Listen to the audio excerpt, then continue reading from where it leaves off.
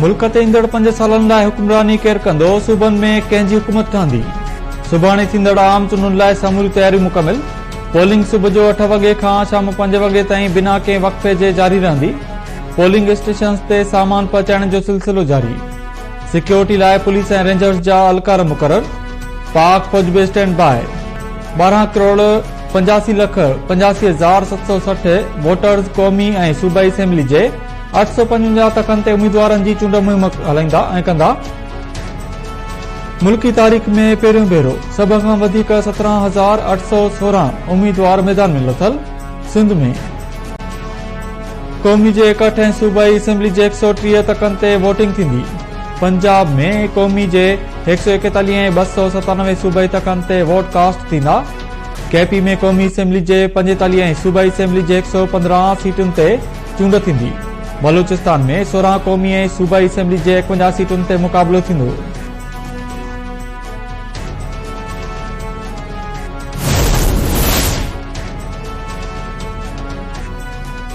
चूंडुनि खां हिकु ॾींहुं अॻु बलूचिस्तान में 2 उम्मीदवारनि जे आफिसुनि ॿाहिरां धमाका, 28 ॼणा मारिजी विया, 45 खां वधीक ज़ख़्मी।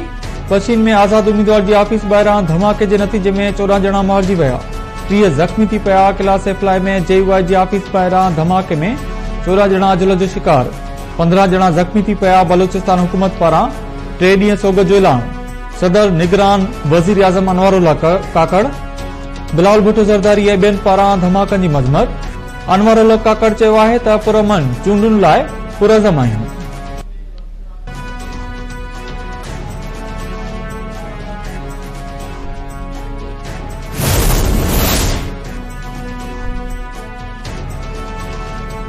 कराची जे लीमो ॻोठ में धमाको, 1 ॿारड़ी ऐं औरत समेत 3 ॼणा मारिजी विया, 1 शहरी ज़ख़्मी।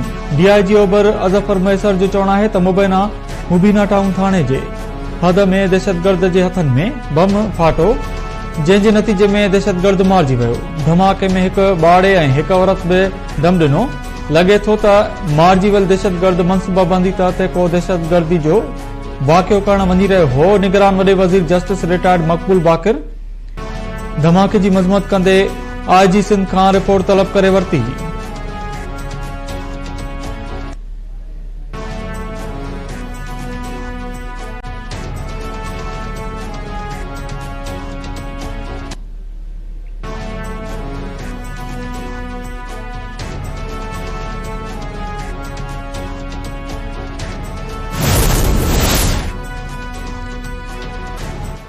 आम चूंडुनि लाइ समूरे मुल्क में 16,766 पोलिंग स्टेशन इंतहाई हसास करार। हसास पोलिंग स्टेशन ॿाहिरां फौजी जवान मुक़रर हूंदा। सिंध में 4,430 ऐं पंजाब में 5,624 पोलिंग स्टेशन ते इंतहाई हसास करार ॾिनियूं वयूं। खैबर पख्तूनख्वा में 4,265 हसास तरीन पोलिंग स्टेशन ते 9,000 अलकार ड्यूटी ॾींदा। बलूचिस्तान में 1,047 पोलिंग स्टेशन इंतहाई हसास करार ॾिनल। हसास करार ॾिनल हर पोलिंग स्टेशन ते घटि में घटि 9 अलकार मुक़रर कया वेंदा।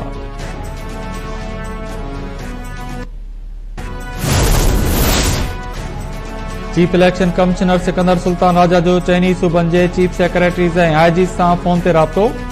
चूंडुनि दौरान सिक्योरिटी यकीनी बणाइण जी हिदायत। चीफ इलेक्शन कमिश्नर चयो आहे त सिक्योरिटी अलकारनि जी मुक़ररी वारो अमल जल्द मुकमिल करे वोटर्स ऐं चूंड अमले जी सिक्योरिटी यकीनी बणाई वञे।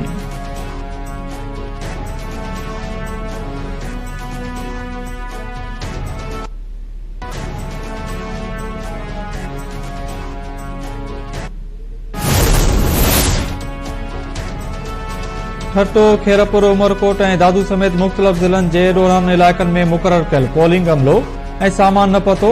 ठट्टे ज़िले जे सामूंडी पट्टी वारनि पोलिंग स्टेशन ते सामान ऐं अमलो न पतो। 15 खां वधीक पोलिंग स्टेशन जो अमलो ट्रांसपोर्ट न मिलण सबबि दरबदर।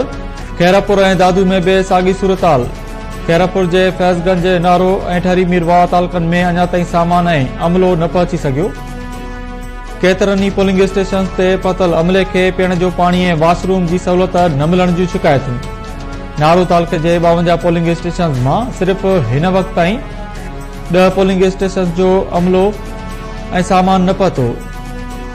दादू ज़िले जे 670 पोलिंग स्टेशन मां अक्सर पोलिंग स्टेशन जो अमलो न पतो। PS49 पिथोरो जे केतिरनि पोलिंग स्टेशन जो अमलो न पतो, संदन गिरफ़्तारी लाइ लेटर जारी। खानगी स्कूल जे उस्तादनि जूं ड्यूटियूं लॻाइण जी तयारी।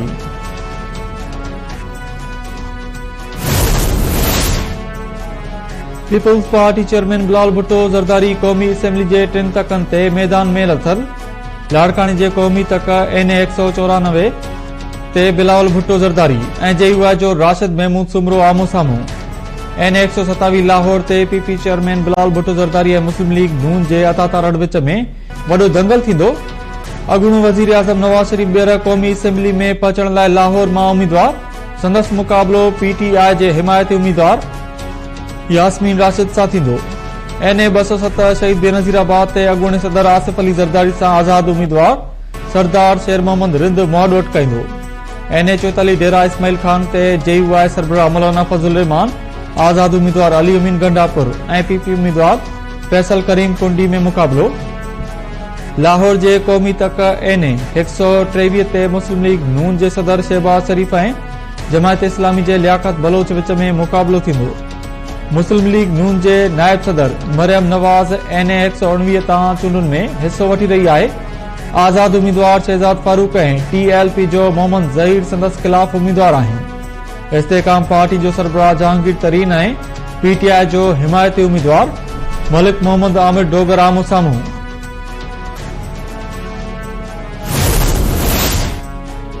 सिंध जी राजधानी कराची जे मुख़्तलिफ़ तकनि ते बे वॾा मुक़ाबला थियण जा इम्कान। NA 248 ते MQM जे ख़ालिद मक़बूल जो मुक़ाबलो आज़ाद उम्मीदवार अरसलान ख़ालिद ऐं जमायत इस्लामी जे बाबर खान सां थींदो। NA 246 ते जमायत इस्लामी जे हाफ़िज़ नईमुल रहमान जो मुक़ाबलो MQM जे अमीनुल हक सां थींदो। NA 241 ते MQM जे डॉक्टर फारूक सत्तार ऐं PPA जे डॉक्टर मिर्ज़ा अख्तियार बैग में दंगल थींदो। NA 239 ॾखण में PP उम्मीदवार नबील गबोल ऐं आज़ाद उम्मीदवार अब्दुल शकूर शाद में मुक़ाबलो। NA 229 मलीर ते PP उम्मीदवार जाम अब्दुल करीम बजार ऐं नून लीग जो कादिर बख्श कलमती आमो साम्हूं। NA 230 मलीर ते पीपल्स पार्टी जे सैदर रफ़ीउल्लाह ऐं नून लीग जे मुज़फ़र अली शुजरा में मुक़ाबलो थींदो। NA 231 मलीर ते पीपल्स पार्टी जो अब्दुल हकीम बलोच ऐं नून लीग जे जमील अहमद खान में मुक़ाबलो थींदो।